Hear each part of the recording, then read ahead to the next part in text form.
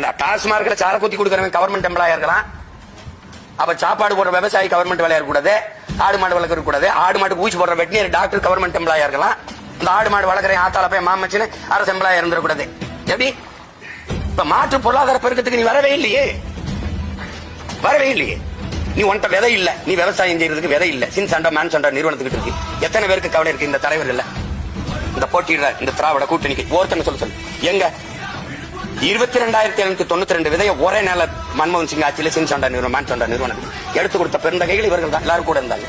இந்தியாவிலே 2 கலவந்தாள் தான். அந்த நெல் நிறுவனத்தின் தலைவர் ஆத்தாளர் ரிச்சாரியா, இன்னொருத்த எங்க அப்பா நம்மால் எல்லா 2 பேரும் போயிட்டான். இவர் வெறும் நெல் எங்க இருக்கு? விதை எங்க இருக்கோம்? தக்காளி விதை, கத்தரி விதை, பூசணி விதை, வெண்டைக்காய், சுரக்காய் விதை வச்சிருக்கியா? எங்க இருக்கு? நீ ஒரு தக்காளி கிலோ விதை எடுத்து போடு முளைக்க.